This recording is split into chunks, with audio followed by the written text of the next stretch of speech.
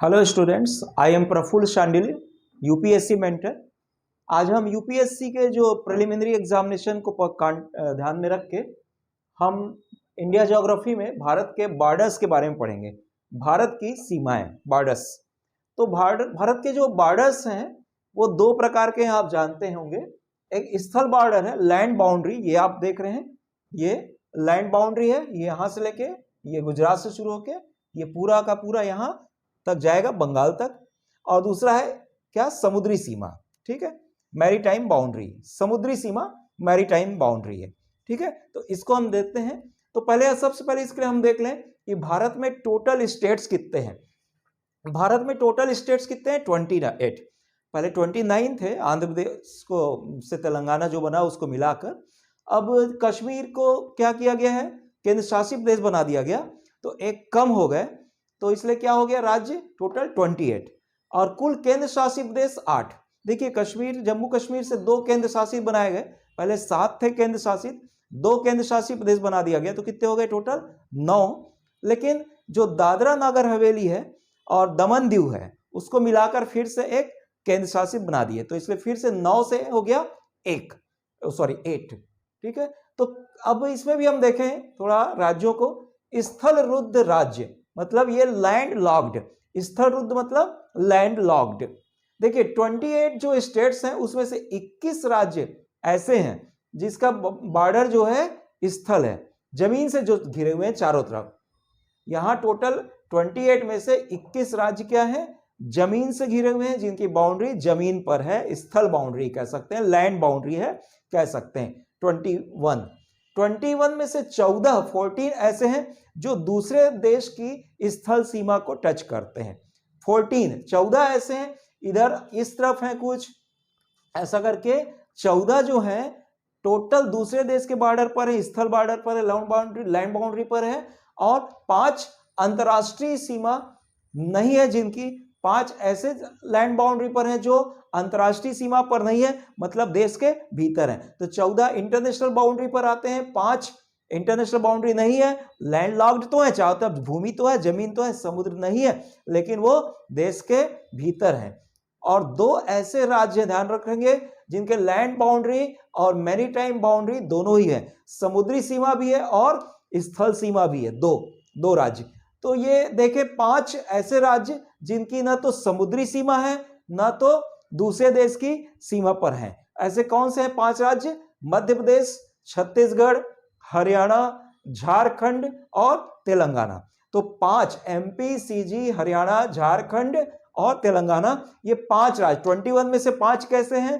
5 ऐसे हैं जो ना तो दूसरे देश की सीमा पर है ना तो समुद्र की सीमा पर है। ठीक है, 2 राज्य कौन से हैं जो स्थल और समुद्री सीमा दोनों है जिनकी, कुछ जमीन पर भी सीमा, स्थल भी सीमा, लैंड बाउंड्री, और कुछ मैरीटाइम बाउंड्री भी है। कौन से? आप देखेंगे इस साइड में क्या है, गुजरात, तो गुजरात की कुछ स्थल सीमा भी मिलेगी इधर, और इधर समुद्री सीमा भी मिलेगी। और वैसा ही इधर आप देखेंगे बंगाल, तो बंगाल में भी कुछ स्थल सीमा और कुछ समुद्री, बंगाल में भी कुछ स्थल सीमा और समुद्री सीमा आपको दिखेगी। तो बंगाल और गुजरात, ये 2 राज्य की स्थल सीमा, समुद्री सीमा दोनों पड़ती है। तो इस तरह से देखेंगे। अब हो गए कितने? 14। बाकी बचे 14 जो राज्य हैं वो क्या है, कुल विदेशी सीमा पर है सभी। तो 14 5 19 2 21, ये हो गया। और बचे कितने अब? 7। तो 7 कौन से हैं? केवल समुद्री सीमा वाले राज्य।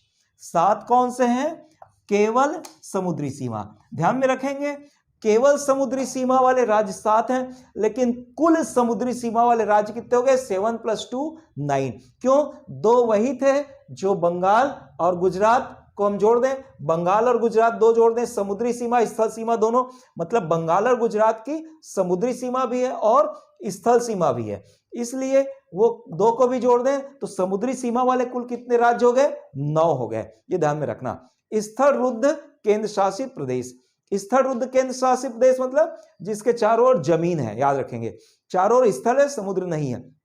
दिल्ली है, चंडीगढ़ है, जम्मू कश्मीर और लद्दाख, 4, ठीक है। जिसमें से दिल्ली और चंडीगढ़ देश के भीतर हैं पूरी तरह से, ना तो वो समुद्री सीमा पर है ना तो दूसरे देश के बॉर्डर पर, जबकि जम्मू कश्मीर और लद्दाख दूसरे देश के बॉर्डर पर है, हालांकि समुद्री बॉर्डर पर नहीं है, ठीक है।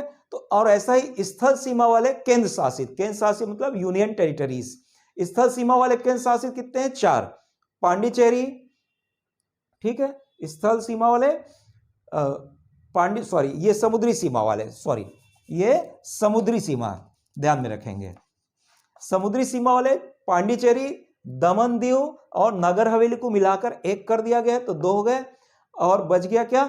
लक्षद्वीप, ठीक है, और अंडमान निकोबार द्वीप समूह, 4 हुए। पांडिचेरी, दमन दीव, नगर हवेली 1 ही हो गया, अंडमान निकोबार द्वीप समूह 3 और लक्षद्वीप समूह, ये सब समुद्र के किनारे वाले हो गए 4, और 4 स्थल वाले, 4 स्थल में से 2 देश के भीतर हैं, दिल्ली और चंडीगढ़, 2 अंतर्राष्ट्रीय सीमा पर है, जम्मू कश्मीर और लद्दाख, ठीक है। और अब हम देखते हैं स्थल सीमा की लंबाई, length of the land boundary. स्थल सीमा आपकी यहां से शुरू होती है देश की, ये गुजरात से ऐसा जाकर ये पूरा इस तरह से ये बॉर्डर इसका यहां पर बंगाल में स्थल सीमा गुजरात से पूरा बंगाल तक जाती, लंबाई इसकी 15,200 किलोमीटर है। जबकि मुख्य भूमि की समुद्री सीमा, ये क्या है? मुख्य भूमि, ध्यान देंगे, ये पूरा देश क्या है? मेनलैंड, मुख्य भूमि। और इसके अलावा अतिरिक्त जो हमारी भूमि हमारे देश के में ही जो आती है, इधर लक्षद्वीप समूह है, इधर क्या है? अंडमान निकोबार द्वीप समूह है, और कुछ और भी द्वीप है यहाँ पर, कई छोटे छोटे। तो इस तरह से मुख्य रूप से ये हो गया अंडमान निकोबार द्वीप समूह और लक्षद्वीप समूह, ये दोनों भी हमारे देश का ही पार्ट है, देश का ही, लेकिन इसको हम मुख्य भूमि नहीं बोलेंगे, ये समुद्र में है, मुख्य भूमि ये है। तो अगर मुख्य भूमि की ये समुद्री सीमा की हम बात करें, ये लंबाई तो वो कितनी है? 6100 किलोमीटर। लेकिन द्वीपों का भी बॉर्डर ले लें, ये जो अंडमान निकोबार द्वीप समूह, इधर लक्षद्वीप समूह और अन्य द्वीप, तो इनका भी बॉर्डर ले लें, तो वो द्वीपों का जो बॉर्डर है आइलैंड्स का, तो वो 1416.6 किलोमीटर इतना हो गया। तो स्थल सीमा की लंबाई 15,200, मुख्य भूमि की समुद्री सीमा की लंबाई 6100, और द्वीपों के बॉर्डर इतने हो गए 1416।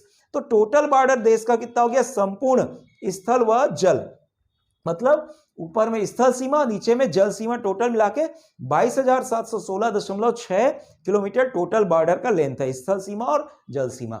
अब हम देखते हैं दूसरे पॉइंट, आगे हम देखते हैं भारत की जो समुद्री सीमा है, वो अगर हम दक्षिण पश्चिम की बात करें, दक्षिण पश्चिम मतलब इस साइड में, ये साउथ हो गया और ये क्या हो गया? वेस्ट। तो दक्षिण पश्चिम में जो भारत की समुद्री सीमा है वो मालदीव देश के साथ में है। जो लक्षद्वीप जो है उसका जो मिनिकॉय द्वीप है, लक्षद्वीप समूह का जो मिनिकॉय द्वीप है, उसके आप नीचे देखेंगे ये मालदीव दिख रहा है आपको, मिनिकॉय द्वीप के नीचे। तो ये समुद्री सीमा अगर दक्षिण और ये पश्चिम, इस दिशा पश्चिम और दक्षिण, तो कौन सा है? मालदीव। और दक्षिण सीमा भारत की आप जानते ही, ये साउथ में जो है श्रीलंका है, भारत की दक्षिण सीमा श्रीलंका से मिलती है, समुद्री सीमा की बात हो रही है यहाँ। और दक्षिण पूरब, अगर दूर की बात करें, सुदूर जो है दक्षिण पूरब, तो ये आप देख रहे हैं क्या? दक्षिण पूरब है, ये भारत का जो अंडमान निकोबार द्वीप समूह है, ये दक्षिण पूरब हुआ, दक्षिण, और ये पूरब ईस्ट की ओर है। और इसके अगर और आप नीचे जाते हैं, वृहद निकोबार है, वृहद निकोबार से और नीचे आप जाते हैं आगे, तो इंडोनेशिया देश पड़ता है। तो इस तरह से भारत की जो समुद्री सीमा दक्षिण पूरब में पाएंगे, वो क्या? इंडोनेशिया निकोबार द्वीप समूह के दक्षिण में, जिसमें से वृहद निकोबार, बड़ा निकोबार। अब हम देखते हैं पाकिस्तान, बांग्लादेश, म्यांमार, ये जो 3 देश हैं, उनके साथ भारत की स्थल व समुद्री सीमा दोनों मिलती है, बड़ा इंपॉर्टेंट है, ध्यान रखेंगे। पाकिस्तान इस साइड में हो गया पश्चिम में, और बांग्लादेश ये हो गया, म्यांमार इधर हो गया। पाकिस्तान, बांग्लादेश, म्यांमार, 3 देश ऐसे जिनके साथ भारत लैंड बाउंड्री भी शेयर करता है और सी बाउंड्री भी शेयर करता है, स्थल व समुद्री सीमा दोनों मिलती है 3 देशों के साथ भारत की, याद रखेंगे। अब देखते हैं कि भारत के जो सीमावर्ती बिंदु है, मतलब लास्ट स्थल है, चारों दिशाओं में लास्ट जो स्थल है, पॉइंट है बॉर्डर के, वो कौन कौन से हैं। इसमें देखेंगे सर्वाधिक उत्तरी, नॉर्दर्न मोस्ट पॉइंट इंदिरा कोल है, यहां पर इंदिरा कोल है, आप देखेंगे लद्दाख में, यहां पर इंदिरा कोल, ये कहां है? लद्दाख में है, याद रखेंगे। केंद्र शासित प्रदेश, यूनियन टेरिटरी लद्दाख। ये जो इंदिरा नाम दिया गया है, ये नाम दिया गया है देवी लक्ष्मी के नाम पर दिया गया है। इंदिरा गांधी जो भूतपूर्व प्रधानमंत्री थी उनके नाम पर नहीं है, ध्यान में रखेंगे। सबसे दक्षिणी बिंदु जो है, भारत का जो सबसे दक्षिणी बिंदु है ये क्या है? कन्याकुमारी। तमिलनाडु में है, मुख्य भूमि का सबसे दक्षिणी बिंदु तमिलनाडु में कन्याकुमारी, ठीक है, ये तमिलनाडु में। सबसे पूर्वी बिंदु कहां है? किबिथु, अरुणाचल प्रदेश। इधर जो अरुणाचल प्रदेश आप देख रहे हैं उसमें किबिथु जो स्थान है वो सबसे पूर्वी ईस्टर्न मोस्ट पॉइंट। सबसे पश्चिमी बिंदु क्या है? सबसे पश्चिमी बिंदु इस साइड में ध्यान में रखेंगे सर क्रीक है। सर क्रीक एक दलदली भूमि है, ये सर क्रीक, ये जो भारत और पाकिस्तान के बीच में बॉर्डर में है, ये कहां पड़ता है? गुजरात में, याद रखेंगे। और यदि हम बोले सबसे दक्षिणी बिंदु, पूरे भारत की बात करें, ये मुख्य भूमि की बात हुई, लेकिन पूरे भारत का सबसे दक्षिणी बिंदु, तो पूरे भारत में लक्षद्वीप समूह भी आ जाते हैं, निकोबार द्वीप समूह भी, अंडमान निकोबार द्वीप समूह भी आ जाते हैं। तो अंडमान निकोबार द्वीप समूह का सबसे जो दक्षिणी बिंदु है, दक्षिणी बिंदु, वो क्या नाम है? इंदिरा पॉइंट, ठीक है, जो सुनामी में डूब गया था। डिटेल इसको बाद में हम देखेंगे, बताएंगे। तो इसमें जो वृहद निकोबार द्वीप समूह, बड़ा निकोबार, ग्रेट निकोबार, सबसे लास्ट द्वीप है अंडमान निकोबार द्वीप समूह का, उसका जो सबसे दक्षिणी पॉइंट है इंदिरा पॉइंट, वो जो है वो क्या है? उसमें हमारे देश का सबसे लास्ट है, याद रखेंगे बिंदु। और वो बिंदु जो सबसे लास्ट में है वो चूंकि इस दक्षिणी बिंदु कन्याकुमारी से भी नीचे है, इसलिए उसको हम सबसे दक्षिणी बोलेंगे पूरे देश के लिए, लेकिन मुख्य भूमि के लिए कन्याकुमारी ही रहेगा। तो याद रखें, अब ये 6 डिग्री 45 मिनट पर आता है और ये 8 डिग्री 4 मिनट पर आता है, ठीक है। तो इस तरह से ये 5 बिंदु हो गए भारत के टोटल। अब आगे हम इसको और डिटेल में आपको बताएंगे। Thank you.